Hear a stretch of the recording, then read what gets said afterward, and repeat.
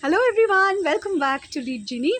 Well, we are also tense, right? We are all on a search to find a suited candidate to inherit the throne of Hastinapur. Because remember, finally, all that is all we all have been concerned since the last couple of videos. Who is going to ascend the throne of Hastinapur?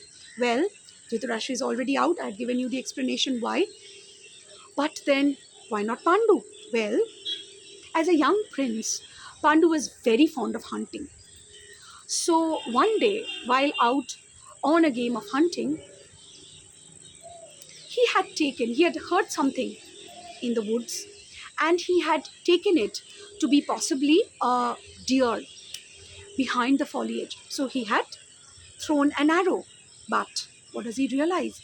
The moment the arrow is thrown, in a while he hears, he hears a deep, painful cry, scream of human beings, a man and a woman. He rushes, moves out the foliage out of his vision, and what does he see? He has actually killed a couple, a sage and his wife, in the act of lovemaking, while his arrow has pinned right through and through both of them, killing both of them together in each other's arms in the throes of passion.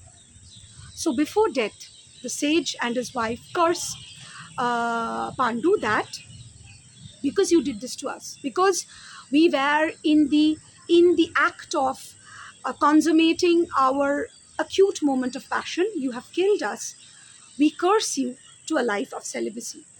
Anytime you try to consummate a physical relationship with anybody, you will die immediately. That's a curse we levy upon you. And they die. So Pandu comes back heartbroken to the palace, but never shares the secret. But now that he realized that he is being considered as a prospective heir to the throne, he has to come up with this truth, which is he too is compromised. Because as a king, remember, one of your pristine duties is to provide an offspring to the throne. But if you cannot perform the act of consummating a physical relationship, how do you ensure patronage to an offspring? That means Pandu cannot. He's compromised in the most primary of a king's duties to the throne.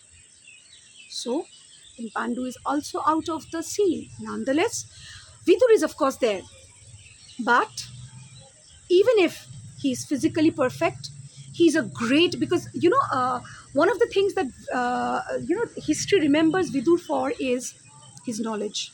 He's an extremely intelligent man. He's a scholar. He's a deep philosopher.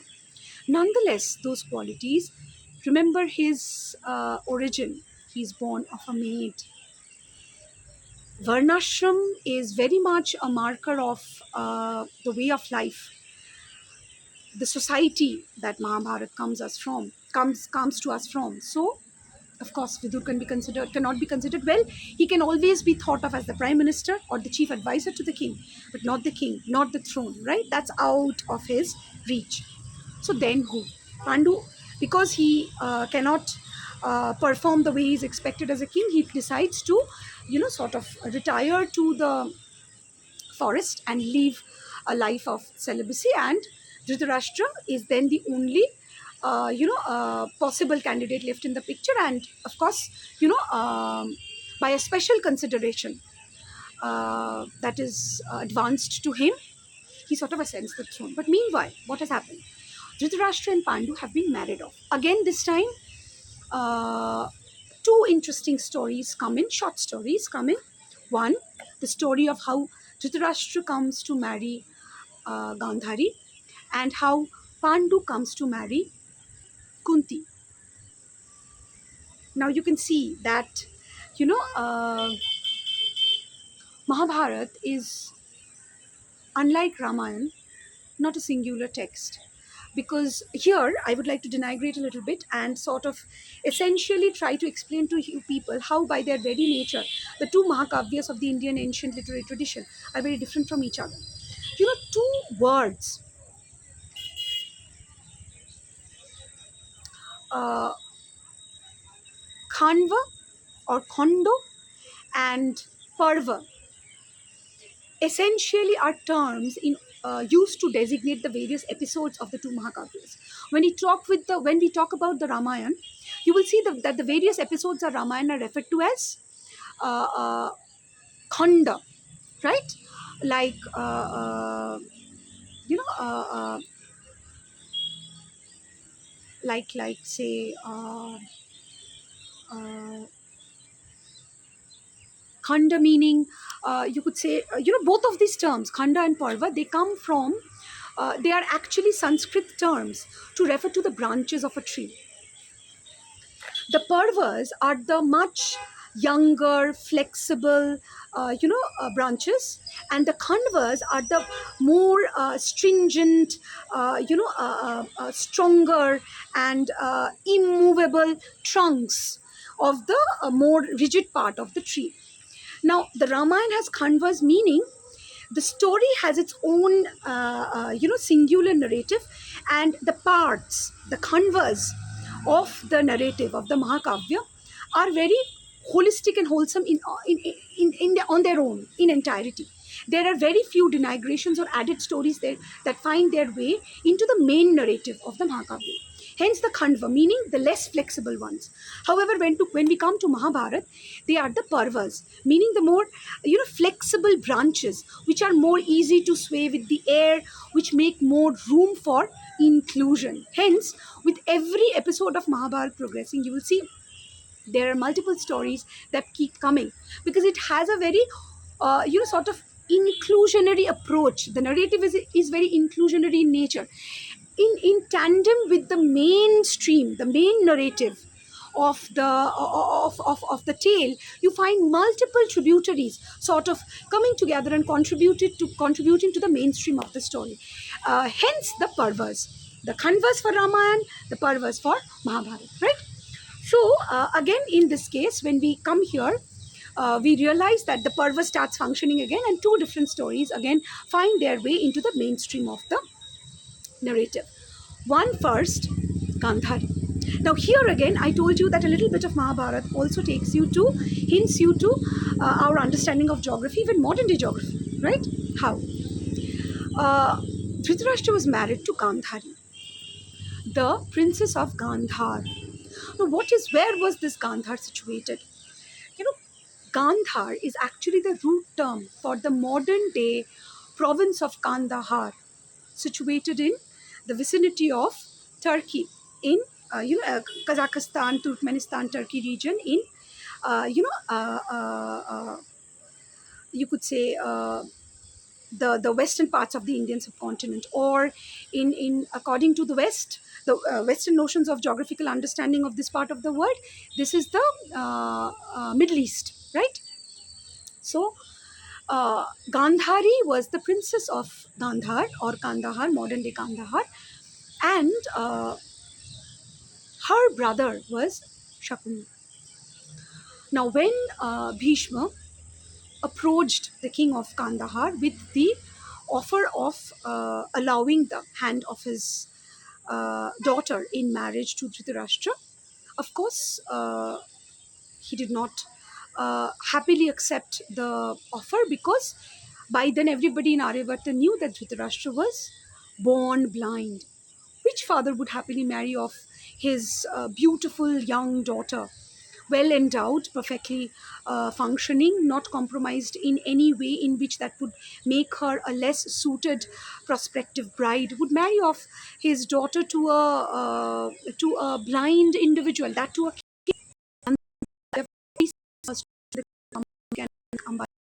what does Bhishma do? Threatens to wage war.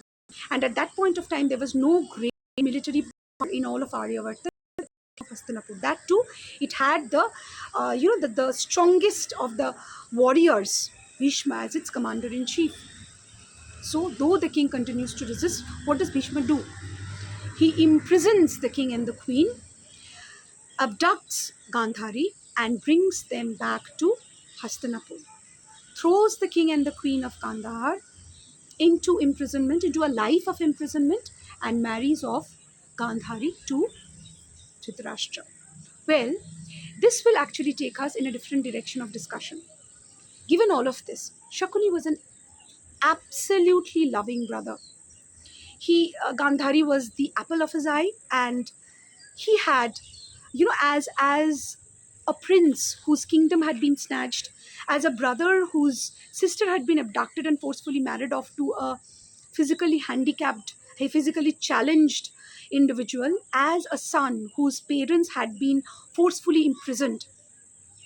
Shakuni had quite a bit to avenge, which is, now the interpretation we will try to have around this character will not go in tandem with the more conventional traditional orientation that we are used to in terms of how we had popularly looked at this character of Shakuni.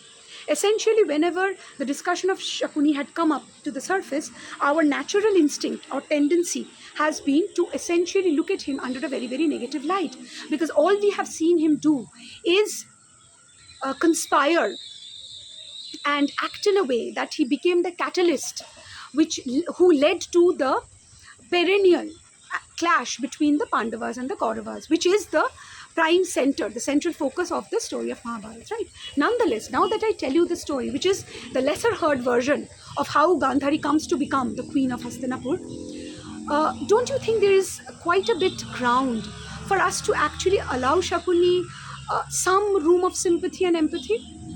What would any one of us have done in his situations? You know, the fact that nothing much of your life is left. Neither do you have a kingdom to rule, nor do you have a family to spend your life with, nor do you have anything else that you can look at in terms of future. So, is it unlikely that you sort of promise to a life of avengement? Well, Shakuni does that.